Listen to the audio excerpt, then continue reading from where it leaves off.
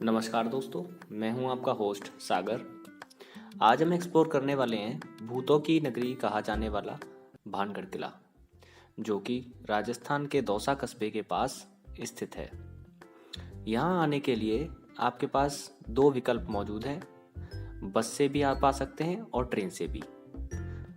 दौसा से लगभग 30 किलोमीटर दूर यहाँ कैब या बस से आया जा सकता है। और आप अगर दिल्ली से या आगरा से या कहीं किसी भी बड़े शहर से आते हैं तो यहाँ तक दौसा तक आपको ट्रेन मिलती है। साथ ही साथ यहाँ पर पास में ही एक बांदीकुई शहर है जहाँ पर मैं अभी रुका हुआ हूँ। मैं अपनी बाइक से यहाँ पर आया था, तो मैं तो यहाँ पर अपना ट्रैवल कर रहा हूँ बाइक से। कुल मिलाकर आपको यहाँ आने के लिए कोई खास तकलीफ नहीं होगी। तो चलिए आगे चलते हैं। अंदर आने के लिए हमने यहाँ पर 20 रुपये का टिकट लिया।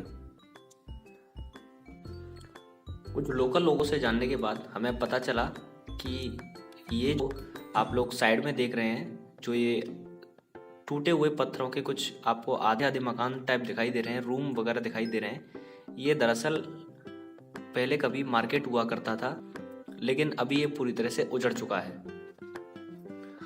ऐसा माना जाता है कि 17वीं शताब्दी में राजा सवाई मान सिंह के छोटे भाई राजा माधो सिंह ने भानगढ़ किले का निर्माण करवाया था।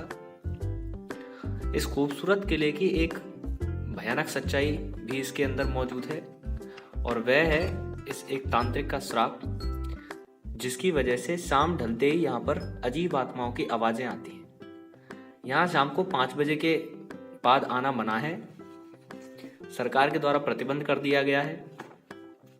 कहते हैं भानगढ़ की एक राजकुमारी रत्नावती बड़ी खूबसूरत थी। आसपास के राज्यों के सभी राजकुमार उससे विवाह करना चाहते थे, पर उसे कोई भी राजकुमार पसंद नहीं आता था। लेकिन उसी राज्य में रहने वाले सिंधिया, जो काले जादू का ज्ञाता था, उसकी नज़र रत्नावती पर रहती थी। वह उससे विवाह करना चाहता था, लेकिन रत्नावती ने कभी उसे पलट कर नहीं देखा। ऐसा माना जाता है जिस दुकान से रत्नावती के लिए इत्र जाया करता था, उसने इत्र पर काला जादू कर दिया, लेकिन वह काला जादू सिंधिया पर उल्टा ही पड़ गया, जिससे वह पत्थर के नीचे दब गए, उसकी जान चली गई। लेकिन मरते समय उसने भानगढ़ को यह श्राप दिया कि इस महल और भानगढ़ में रहने वाले सभी लोग मर जाएंगे और कभी जन्म नहीं ले पाएंगे। उनकी आत्मा हमेशा इसी स्थान पर कैद रहेंगी। सिंधिया की मौत के बाद भानगढ़ और अजबगढ़ के बीच कत्लेआम हुआ, जिसमें राजकुमारी समेत सारे लोगों की मृत्यु हो गई।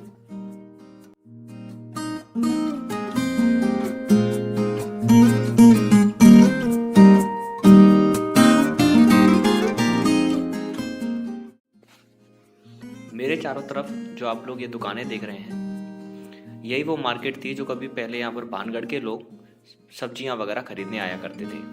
यहाँ पर इत्र की, चूड़ियों की, सब्जियों की, फलों की और भी कई सारे श्रृंगार की सामानों की दुकान यहाँ पर लगा करती थी। साथ ही साथ ये इनकी एक खास बात और मुझे लगी कि ये जितनी भी दुकानें ये सारी एक ही जैसी बनी हुई हैं। अंदर से इनका जो सिस्टम है वो बिल्कुल एक जैसा है।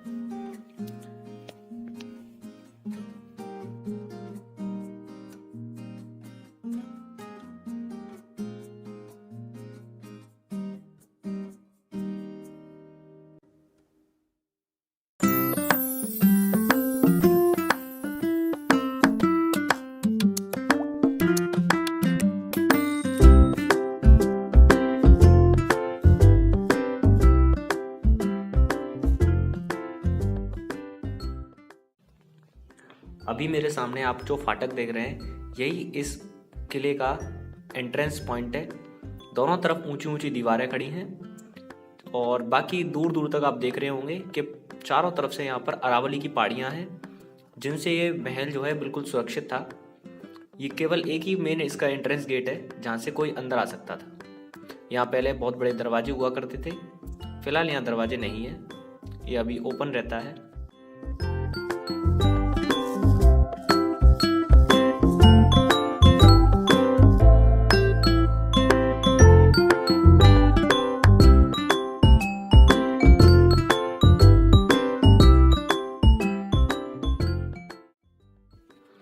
अंदर आते समय आपको सीधे हाथ की तरफ आपको दिख रहेगा कि यहाँ पर एक ये जहाँ पर हम लोग जा रहे हैं ये एक मंदिर है।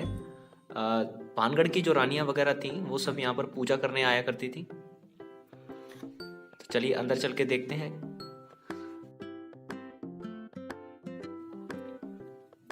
नज़ारे मेरे को काफ़ी अच्छे लगे। यहाँ पर दूर दूर तक केवल पहाड़ियाँ और उनसे आने वाली ठंडी ठंडी हवाएं। कुछ देर तक हमने यहाँ पर रिकॉर्ड किया, काफ़ी देर ठहरे, काफ़ी अच्छा लगा दूर दूर तक ये देखना, पहाड़ों को देखना और उनके आनंद लेना।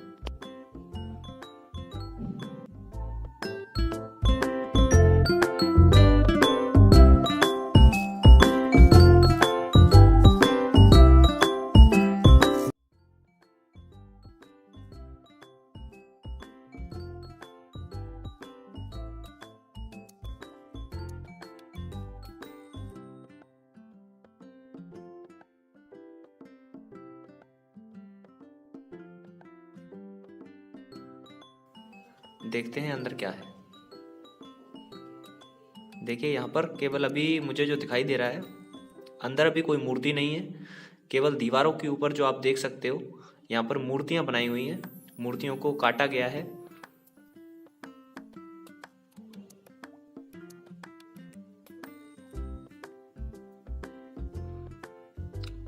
ये लक्ष्मी जी की और सामने गणेश जी की।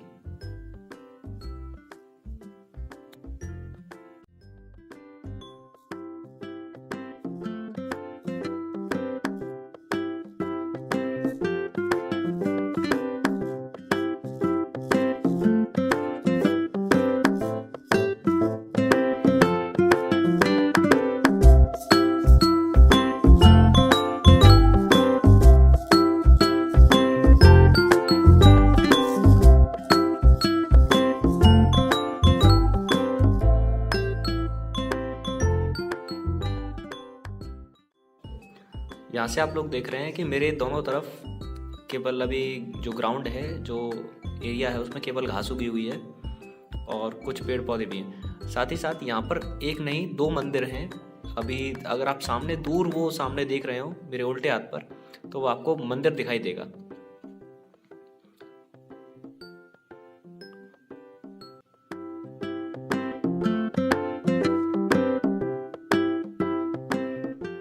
वो सामने अगर आप देखें तो वो मंदिर है। इसी के साथ पहाड़ के ऊपर भी एक चोटी पर भी एक छोटा सा मंदिर है, लेकिन वहां जाने के लिए अभी कोई रास्ता नहीं है।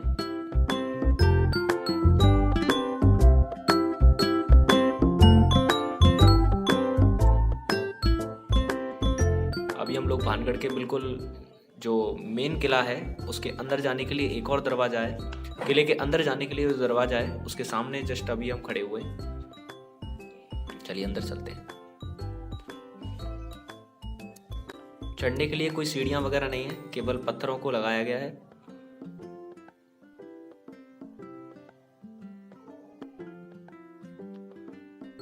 ये कह सकते हो ये बैल्कनी है महल की, जहाँ से हम लोग अभी देख पा रहे हैं। नज़ारे काफ़ी अच्छे हैं, ठंडी हवाएं आ रही हैं यहाँ से, खुला माहौल। यहाँ के लोकल निवासी बताते हैं कि रात में यहाँ जाने के लिए सरकार ने भी प्रतिबंध लगा रखे हैं, क्योंकि वहाँ रात के समय औरतों की चीखें और सैनिकों की चलने की आवाज़ें आती हैं। बिल्कुल यहीं से आप लोग देख रहे हैं, यहाँ से अजीब अजीब आवाज़ आती हैं। पूरी रात शोर शराबा होता रहता है और बेहद खतरनाक आवाज़ें आती हैं।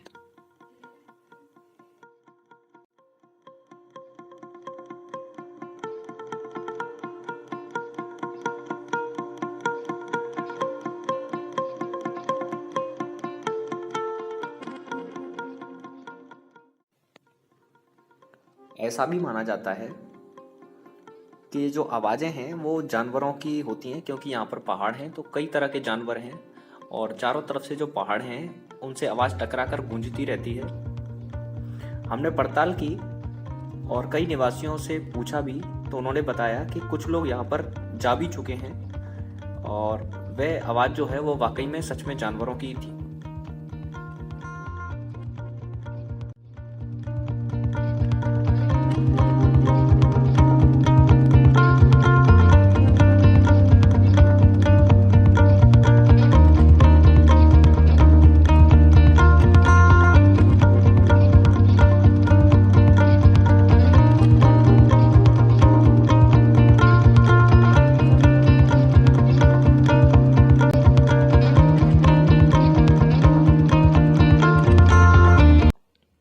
मेरे पास में जो ये आप खाली जगह देख रहे हैं, यह खाली जगह दरअसल रानी रत्नावती का कमरा ही था।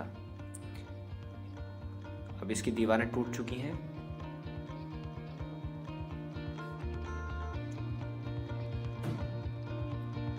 साथ ही साथ यहाँ पर एक छोटा सा कुंड हुआ करता था। अब यहाँ पर केवल पत्थर रह चुके हैं। और वो दूर से अगर आप देख रहे हो, ये सामने जो आप देख रहे हैं, वहां से वही तांत्रिक रानी को देखा करता था।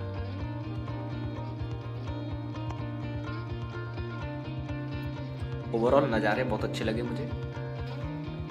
एक बार आपको जरूर घूमने आना चाहिए।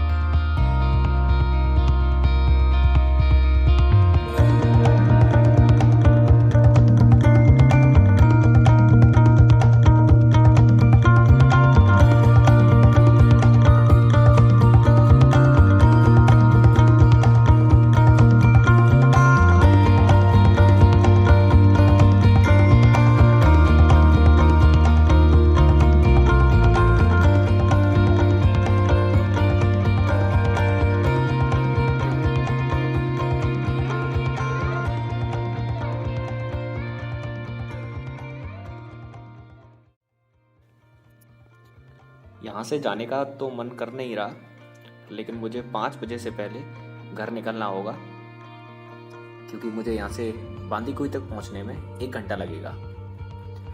इसी के साथ मैं आप सभी से विदा लेता हूँ। नमस्कार दोस्तों।